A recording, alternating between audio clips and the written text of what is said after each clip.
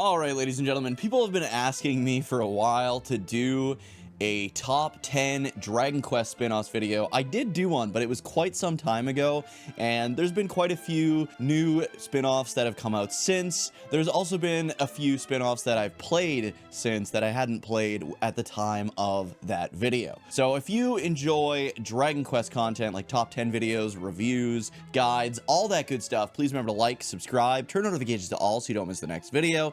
You can also hype the video to help out, and if you want to help out the channel financially, be sure to join the channel and become a Dragon Warrior today.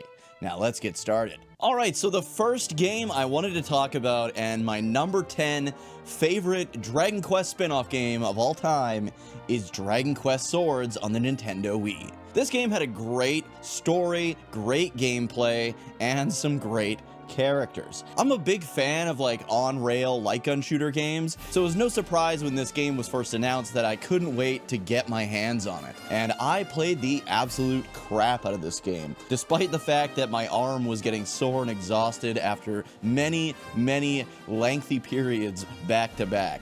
I really like the overarching story, but most importantly, it was the characters that I really enjoyed in this game. Your dad Claymore is like this weird, like womanizing dude that picks up chicks at the bar and brings them home and then brags about them while your mom's out of town, by the way. It also has one of the best mages in the game for reasons I will not say here. If you know, you know. Come on now, dog.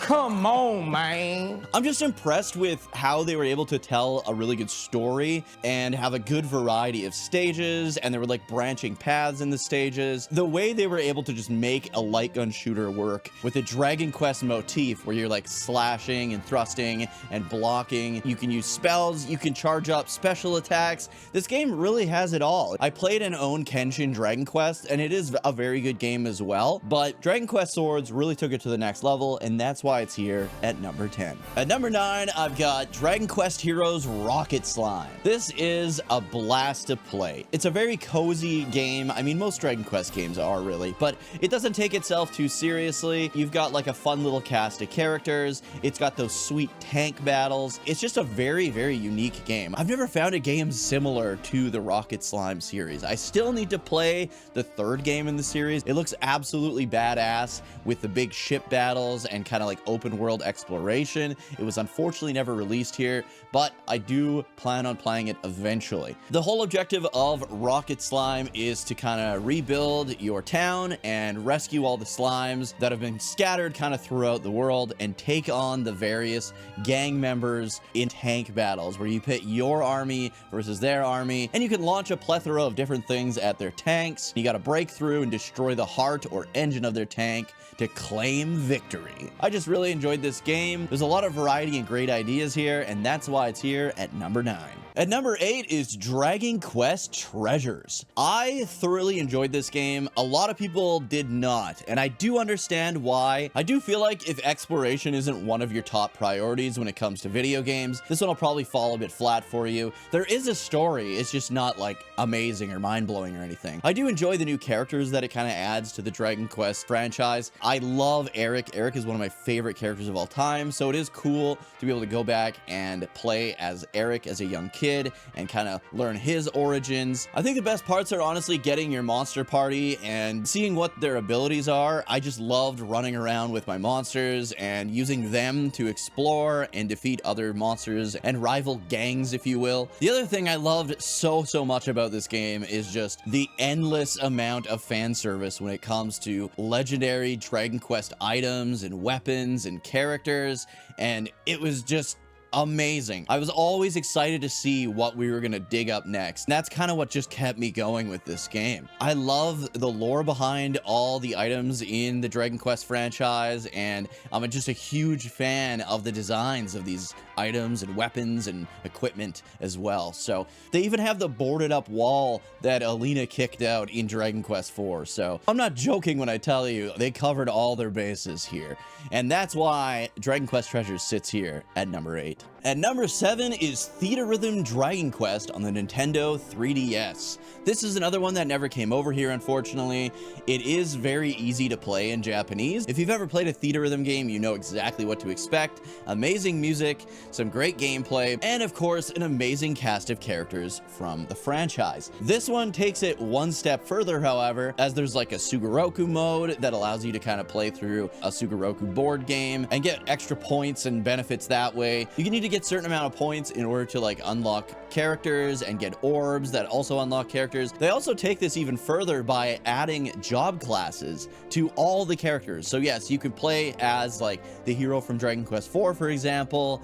And once you like master his hero job class, you can just change him to like a monk or a minstrel or whatever. All the characters have access to a ton of different job classes, and it was really cool being able to customize my experience with all the characters I loved, listening to and playing all the songs I love from the Dragon Quest franchise. It's also really nice to be able to like experience all the games through their songs. It's just like a quick kind of recap on the main story points and like boss fights throughout all of the games. It was just an absolute love letter to the franchise, and I really love the Theatrhythm games, and this one is absolutely no different. At number 6 is Dragon Quest Builders 2. This one kind of shocked me. I'm not a big fan of those Minecraft style games or just crafting in general, but Dragon Quest Builders 2 was just that freaking good that even I couldn't deny its greatness. I loved the exploration. This one had a lot better exploration, I feel, than the first game did, and the combat was a lot more fun. Honestly, adding the windbreaker made a huge difference in the exploration and world traversal in this game. It was just so much fun to kind of like hang glide around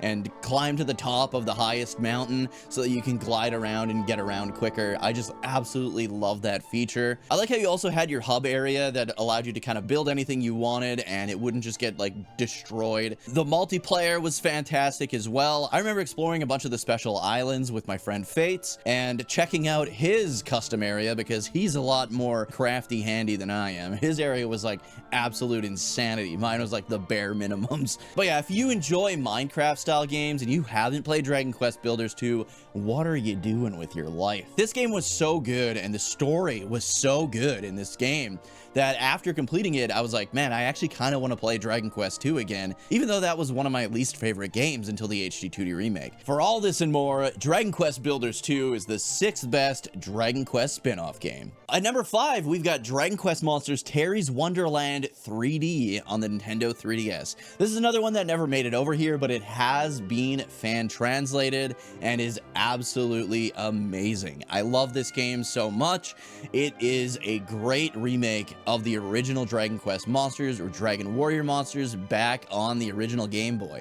It retells the entire story. It's in kind of a 3D area. The world looks a lot more open. The dungeons are still randomly generated, so if that's your thing, it's still here. I also feel like it added a little bit more depth to the story as well, which is nice. And it's just cool to be able to play as Terry as a kid one more time in the search for his missing sister. If you enjoyed any of the Dragon Quest Monsters games, I highly recommend checking this one out. If you're wanting to start from the beginning and you've never played a Dragon Quest Monsters game, this might be a good place to start as well. Next up is the follow-up to Terry's Wonderland 3D. I'm talking about Dragon Quest Monsters 2, Colby and Tara's Marvelous Mysterious Key.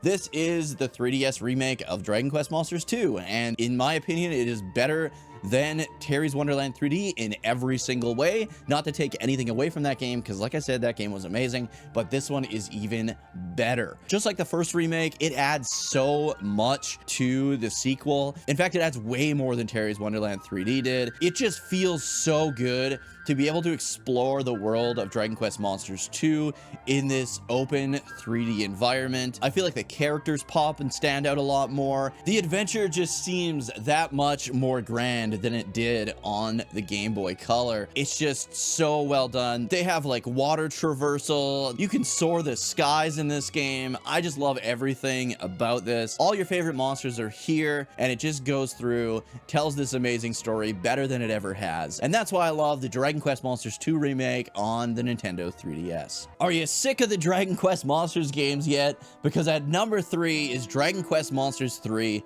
The Dark Prince. I loved this game game so much. I feel like this game did for Dragon Quest IV what Dragon Quest Monsters 1 did for Dragon Quest VI, but to a much larger and better degree.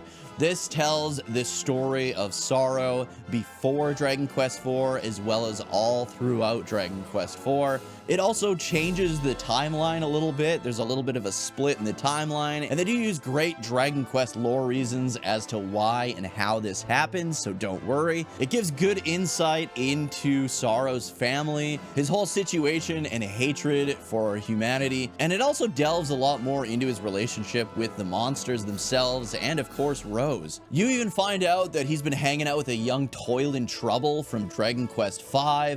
You get to meet up with Healy from Dragon Quest IV as well. This is basically the Dragon Quest Monsters game of my dreams as a huge Dragon Quest IV fan. I didn't even talk about the monster taming. The amount of monsters here is absolutely phenomenal, and the way that they can like gain abilities and skills as you continue to synthesize them, it really takes all the best things from like the classic Dragon Quest monsters and the Dragon Quest Monsters Joker games and combines them into this absolute masterpiece of a Dragon Quest Monsters game. If you love Dragon Quest IV and you haven't played Dragon Quest Monsters 3: The Dark Prince yet, you really need to get on it, because as a fellow Dragon Quest IV fan, this is the best Dragon Quest Monsters game in my opinion. Dude, on top of that, you're also meeting up with the Chosen and the hero from Dragon Quest IV. It's just a Dragon Quest IV fan's wet dream all wrapped up in a Dragon Quest Monsters game. At number 2 is honestly one of the greatest experiences of my life, and that is Dragon Quest VR. To my knowledge, you cannot play this game anymore, unfortunately, but when my wife and I went to Japan, I think it was the last time or the time before that, we made sure to hit up the VR arcade that had Dragon Quest VR in it, and it was one of the most memorable moments of my entire life, one of the most special experiences I've ever had as a lifelong Dragon Quest fan. I remember just putting on that headset and my wife putting on the headset, and you don't just have a headset, you also have gear on your chest and back, and then you've got, if you're a warrior like I was, you've got your shield and you've got your sword, and it really feels like you're in the Dragon Quest universe. Not only that, the moment we put those headsets and gear on and we were in the world of Dragon Quest, I just remember looking down at myself and then looking behind me at my wife, who was doing the exact same thing, and our minds were just absolutely blown. The way it works is there are 4 different characters you can kind of play as. There's 2 different warriors. There is a priest and then there is a mage. My wife was the mage.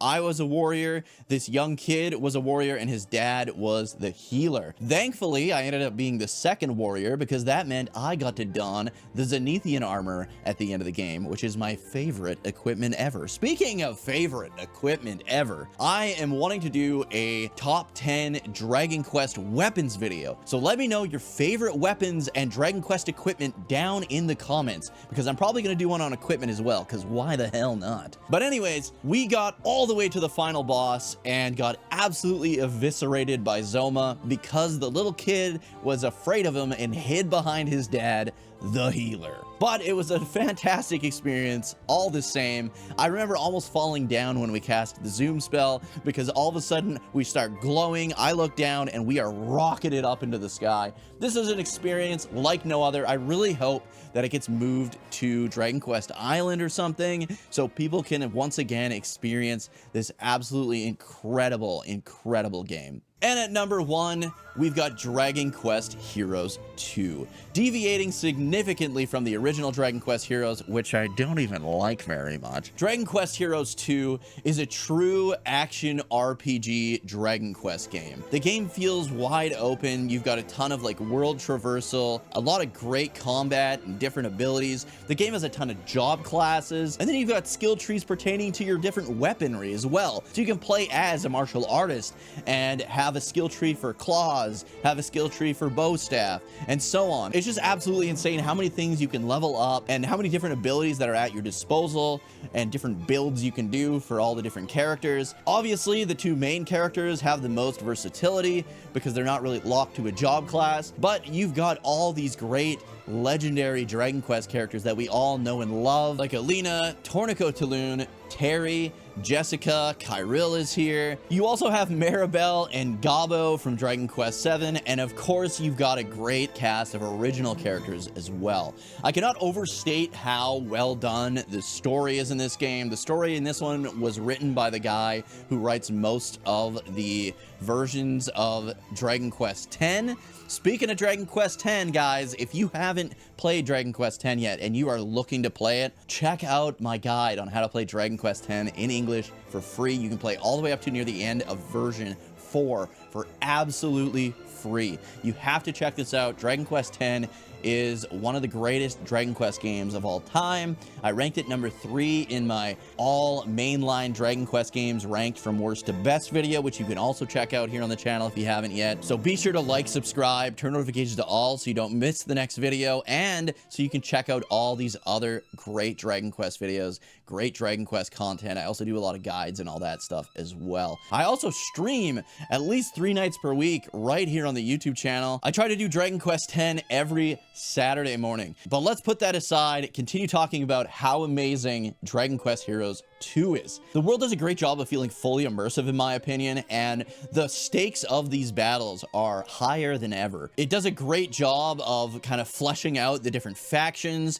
pitting you against these factions. The main villain is also one of the best main villains in the franchise. I mean, the design of this character is insanely good. If you like action RPGs or are willing to dip your toes into an excellent Dragon Quest spin-off game, I highly recommend Dragon Quest Heroes 2 on the PlayStation 4. I believe there's a Switch version that also included Ragnar, but I don't know if that was in English. So let me know down in the comments if there's an English version of that one. I might have to pick that up sometime and give it a whirl. But yeah, thank you guys so much for watching. Let me know down in the comments what some of your favorite Dragon Quest spin-off games are and why. I hope you guys enjoyed the video. If you did, please remember to like, subscribe, turn notifications to all so you don't miss the next video. You can also hype the video if you haven't yet. It helps out so much. It pushes it up, the search results. And if you want to help support the channel financially, be sure to join the channel and become a Dragon Warrior today. Thank you guys so much for watching, and I'll see you in the next one.